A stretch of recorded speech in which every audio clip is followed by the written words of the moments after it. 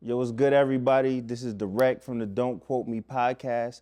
I'm here right now at an empty live hip hop daily studios where we record the pod every single week, and I'm here to talk about Winter Madness, man.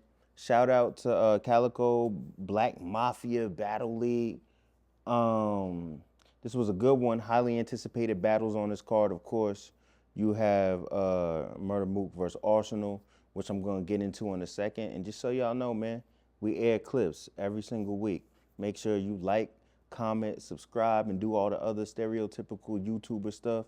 The channel's been growing. We appreciate your support. Now let's get into this Winter Madness. So first of all, Bailey Lee versus Coffee Brown and X Factor versus New Jersey Twerk did not happen. I wanted to see both of those battles, and Twerk and Coffee were in the building. So they said there was an emergency with X Factor. I hope everything is all right with that. Um, so now let's go on to A Ward and J2.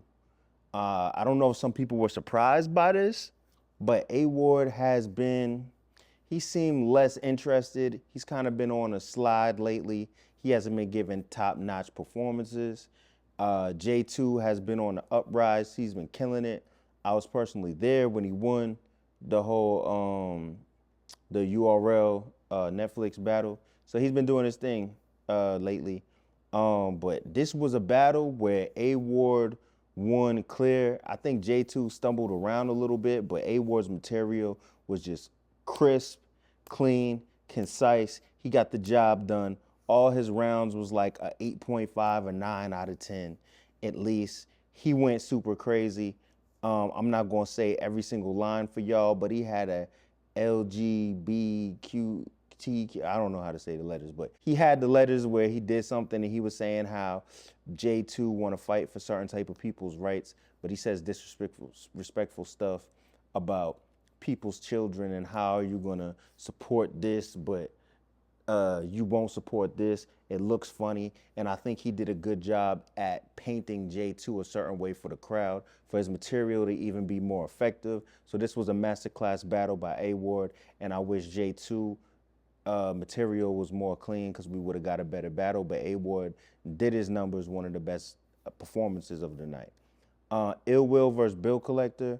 I believe they both messed up in that first round. Outside of that, and maybe that took away some of the momentum because they both have very good moments. I feel like with Ill Will versus Bill Collector, we could have had a little bit better battle. You know what I'm saying? If they were just more a little clean. I think one of the rounds Bill he started off, I believe his third so strong, and I feel like his second half did not match the energy of the first half of that round. I think the battle just could have been better. That's what I'm gonna say about that. But they both had, Ill Will and Bill Collector moments in that. Let's go with Marv Won versus Tay Roc. Marv Won needs his flowers while he's still here with us battling. And I like the fact that Tay Roc is going on a tour proving that he's him in every environment, to every type of MC that has ever graced a battle stage. He's making himself a legend. He's probably been a legend for a little while now. And to me personally, he's on Mount Rushmore. Just for like the last couple years alone, he's put himself in a different class. But anyway, so I think this battle was good. I think it was a clean battle. I feel like with Tay Roc being at like an all-time high as far as his output and production, I wonder sometimes, cause all his stuff is crispy. Like he takes the time to memorize it. I wonder what his how long he gives himself to write for each battle, cause it just seemed like to me he took a little less time cause the punches weren't as big and the wordplay wasn't as crazy as some of his other recent highlight battles. And I think with Marv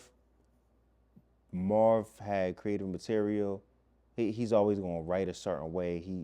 Marv is always gonna do his thing, and I like the fact that he was using a lot of tricks that a lot of older veterans, you know what I'm saying, that have been in hundreds of battles when you're home to get the crowd on your side. I think Marv needed a home game, and I like to see him in this environment. I think you could actually argue over who won. But yeah, that was just a straight up a good battle. Kitchen Clean versus T-Rex. T-Rex is back in his old bag. I don't know how he got here. I don't know what re-sparked what he got going on. But ever since, probably from GTX to now, that's the Big K battle. He's kind of just been on one. I gave it to Rex 3-0. He was just, if you haven't seen it, it's just vintage Rex, what you expect from Rex. Calicoe versus Swamp. I wonder if I didn't see if people are arguing online about this battle. But let me say this. Swamp was good.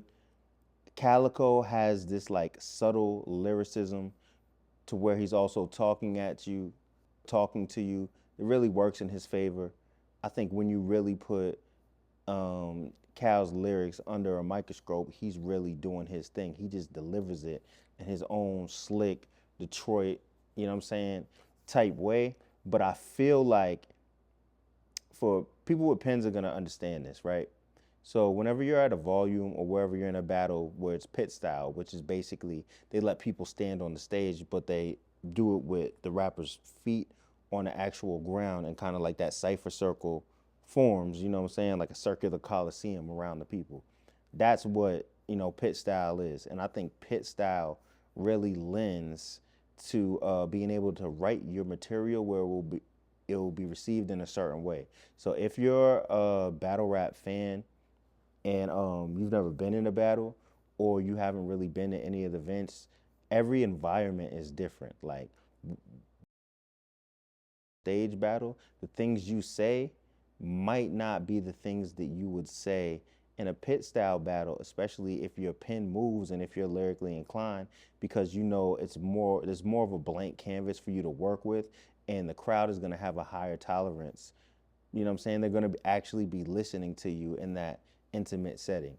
So with that said, I feel like listening to what Calicoe said had me just edging him every single round in this battle. Like I said, he does this subtle lyrical thing where he can just get off a lot of content, and I really like the way he performs and the way he puts it together. I won't spoil this one particularly with any lines for y'all, but I just think that like if you watch like Calicoe versus Ill Will, and these type of like settings with it's cold outside, niggas got jackets on, and he just in his bag. Calicoe is like is man, he's a pit master, man. I want to see him in, man. There's a couple more people I want to see against Calicoe after this performance. Swamp did really good. Let's talk about ARSONAL and Murda Mook. The thing about Murda Mook is a lot of the older generation will tell you that he's like the Jordan of battle rap. And a lot of newer generation people don't understand this. And I think this battle is one of the displays of why you say this. I feel like newer battle fans, didn't understand it until they saw Mook versus Tay Roc. I honestly think that lyrically in the first round, Mook spit some of his cleanest, most technically sound material of his career. I was watching the battle like, yo, this might be my favorite Mook first round, or maybe one of my favorite Mook rounds. I have to watch it back. But he really went in his bag. Like he played defense. He rapped really well. He set the stage and he had to go first, and he did an amazing job. I give that first round probably a 9.5 out of 10. ARSONAL goes, his round was good. I feel like he really started picking up towards the middle.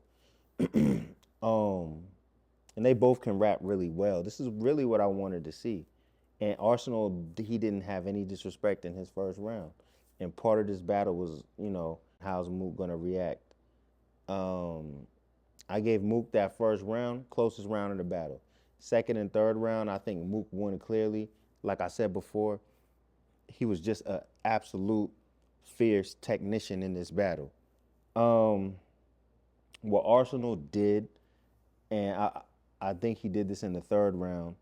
He was like, "Yeah, I even apologized to you. I said I wasn't going to talk about your mother," and then he did it anyway. So I think this strategy didn't work for Arsenal because I think if Arsenal was going to be disrespectful, he should have came out and just did it in the first round, and he would have probably got his the reaction that he desired. I think by taking his foot off the gas and making the battle more about lyrics, he kind of put it in the Mook's hands a little from the get-go, because Mook was so serious about what he was saying, and his delivery, his performance, the way he's moving, everything was on 10. Since Arsenal started with a more lyrical approach, I believe he should have left the disrespect out, because him trying to bring it back in the end, like psych, I don't think that strategy worked. But yeah, I think if Arsenal started with the disrespect, immediately got in Mook's face, I think it could have changed the complexion and energy of the battle. And I would like to see where it would have went had he did that. But I think a lot of people are gonna have this as a Mook 3-0. I think this is one of the best, yeah, it's probably one of the best performances of Mook's career. Mook did his thing. You got to give him his flowers, man. I think he proved why he is. That's like the professionalism. You know what I'm saying? There's battles that you might say Mook lost, but I don't know if Mook has ever lost 2 battles in a row. Yeah, there's some people that don't even think Mook lost, but yeah, but Mook, I don't. I think every time you see him and you be like, I don't know if he got that one, he bounces back better. So Winter Madness, I enjoyed the event. As you can see, I'm here by myself. Everybody fell asleep. You know what I'm saying? But I just want to reflect on the battle, tap in with y'all again, let y'all know what happened, give y'all a little analysis, breakdown that maybe y'all won't hear somewhere else. Yeah, man, don't quote me. We here every week, man. We putting up new material daily. Thanks for rocking with us. Like I said, like, comment, subscribe, and do all the other stuff that YouTubers say that I'm forgetting to say right now because it's late. But yeah, man, salute to you, Calicoe.